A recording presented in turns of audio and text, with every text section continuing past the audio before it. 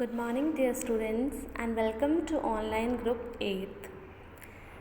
आज हम स्टार्ट करेंगे लास्ट चैप्टर 8th क्लास का chapter number 14 chemical effects of electric current. So your elders might have cautioned you against touching an electrical appliances with wet hands. But do you know why it is dangerous to touch an electrical appliances with wet hands? You have learned earlier that materials which allow electric current to pass through them are good conductors of electricity. आपने पढ़ा होगा कि जो electric allow करते हैं electric materials ऐसे जो allow करते हैं electric current to pass through them, उसको हम क्या बोलते हैं? Good conductor of electricity. On the other hand which do not allow electric current to pass through them easily are called poor conductor of electricity. So we made a testers to test whether a particular materials allow the electric current to pass through them it or not. Do you recall how the tester helped us in deciding that? We found that metals such as copper, aluminium conduct electricity, whereas materials like rubber, plastic and wood do not conduct electricity. अब आपको पता है जैसे copper, iron है, वो क्या है? Good conductor of electricity. तो अपने थ्रू क्या करते हैं? पास करते हैं इलेक्ट्रिसिटी को, वाइल रबर, वुड जो हैं वो पास नहीं करते हैं। However, so far we have used a tester to test materials which were in solid state. But what about liquids? Do liquid also conduct electricity? Let us find out. Solid में तो हमने test किया है, लेकिन यहाँ पे question rise होता है कि क्या जो लिक्विड होते हैं वो भी कंडक्ट करते हैं electricity? So do liquid conduct electricity? To test whether a liquid allows electric current to pass through it or not, we can use the same tester which is used. अब हम same tester का use करेंगे liquid state में जो हमने solid के लिए use किया। We made in class 6, however, replace the cell by a battery. Also, before using the tester, we should check whether it is working or not. Now that our tester is working, let us use it to test the various liquids.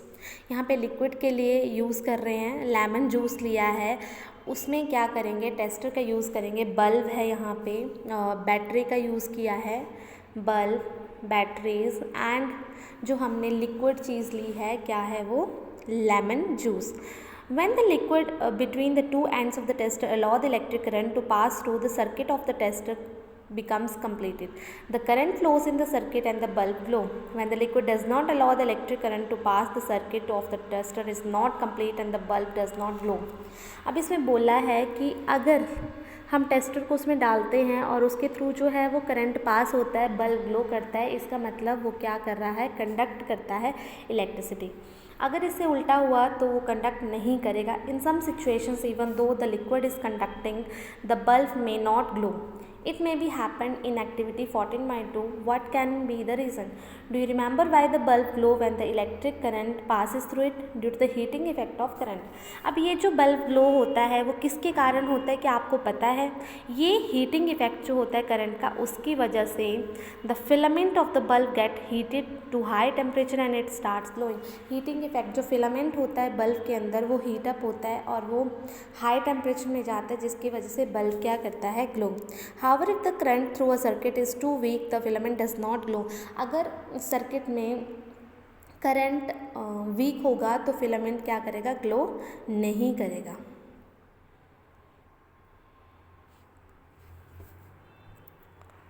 Sufficient and it does not glow. And why is the current in the circuit weak? Well, though a material may conduct electricity, it may not conduct it as easily as metal. As a result, the circuit of the tester may be complete and yet the current through it may be too weak to make the bulb glow. Can we make another tester which can be detect a weak current? अब LED आपने देखी, bulbs देखी होंगे आपने. सो LED होता है light emitting diode. LED glows even when a weak. अब जो टेस्टर था उसके लिए इलेक्ट्रिक करंट हाई होना चाहिए था, लेकिन LED जो है वो वीक इलेक्ट्रिक करंट में भी क्या करेंगे? ग्लो करेंगे.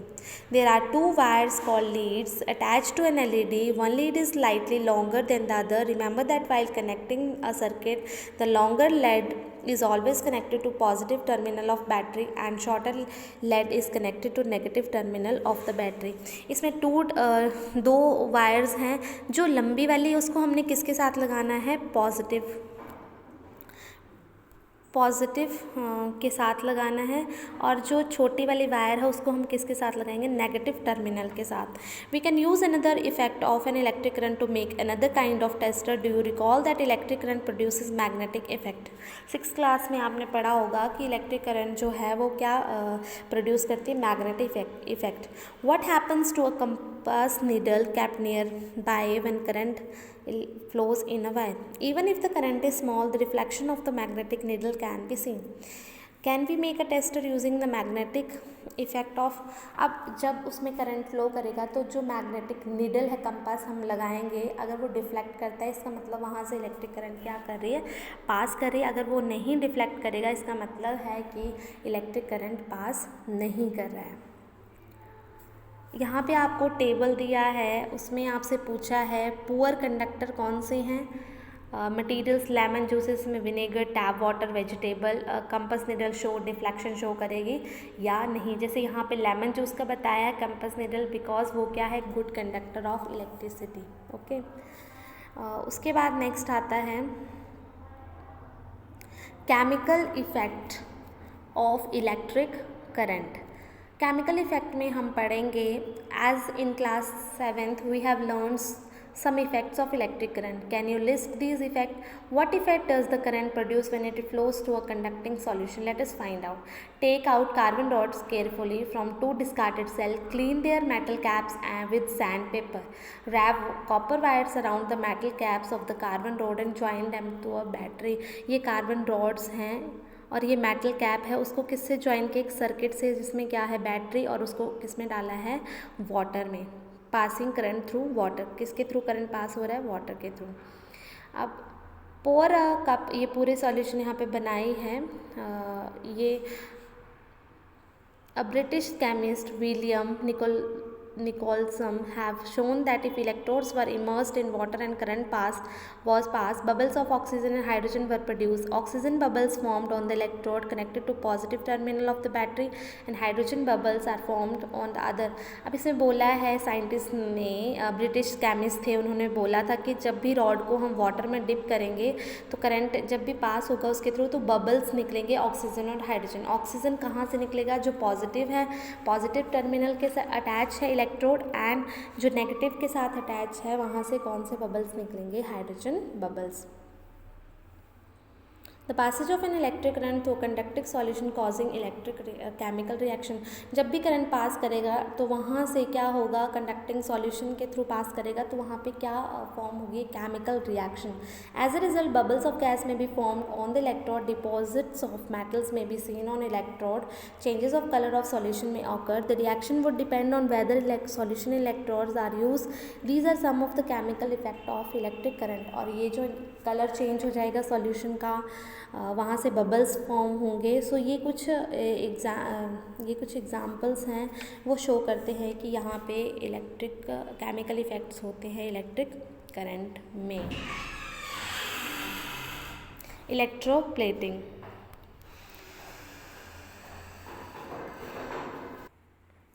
Electroplating. We know that a brand new cycle has shining handlebar and wheel rims. However, if these are accidentally scratched, the shining coating comes off, revealing not so shiny surface beneath. यहाँ पे example दिए, bicycle जो हम use करते हैं जब वो नई होती है तो क्या करती है, शाइन. लेकिन अगर उसमें एक्सीडेंटली वो स्क्रैच हो जाता है तो शाइनिंग सरफेस जो है वो वहाँ से निकल जाता है. You might have also seen womens using ornament which appear to be made of gold. However with repeated use the gold coating wears off, revealing silver or some other metals. और इसमें एग्जांपल्स दिया है women's की jewellery जो use करते हैं artificial, उसमें भी क्या होती है, गोल्ड या किसी अदर मेटल की कोटिंग होती है. अगर वो बार बार उसका यूज़ करें तो कुछ टाइम के बाद वो डल अपीयरेंस देते हैं. In both these cases a metal has a coating of another metal. Do you wonder how a layer of one metal can be deposited on the top of another? Well, let us try doing it yourself. When electric current is passed to the copper sulfate solution, copper sulfate deposited into copper and sulfate. The free copper gets drawn on to the electrode connected to negative terminal of battery and get deposited on it. यहाँ पे बताया है कि दूसरी एक metal के ऊपर दूसरी कोटिंग कैसे होती है जब हम उससे इलेक्ट्रिक करंट जो है वो पास करते हैं. But what about the loss of copper from the solution? From the other electrode, a copper plate, an equal amount of copper get deposited in the solution.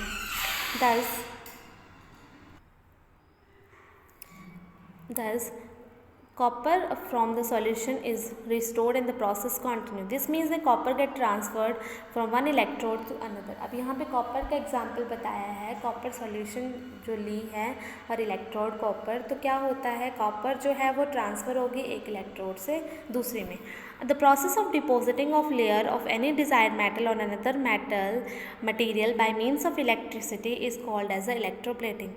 जो डिपॉजिट करते हैं हम लेयर एक मेटल से दूसरी मटेरियल्स में किसके through, electricity के थ्रू, तो उसको हम क्या बोलते हैं, electroplating. For example chromium plating is done on many objects such as car parts, bath tubs, kitchen gas burners, bicycle handle bars, wheel rims and many other. अब यहाँ पे एक एग्जांपल दिया है क्रोमियम प्लेटिंग का जो हम यूज़ करते हैं ऑब्जेक्ट में, जैसे कार पार्ट्स में, बाथ टब्स में, तो वो भी किसके थ्रू होता है, इलेक्ट्रोप्लेटिंग के through. Tin cans used for storing food and are made by electroplating tin onto iron. Tin is very reactive than iron. Thus food does not come into contact with iron and is protected from getting spoiled. अब tin cans का use करते हैं हम खाना store करने के लिए, तो वो भी क्या है कि इलेक्ट्रोप्लेटिंग मेथड के through tin on to iron के ऊपर क्या होता है, टिन की इलेक्ट्रोप्लेटिंग की जाती है. सो ये था चैप्टर आपका लास्ट. आई होप आपको ये समझ आया होगा. Thank you student.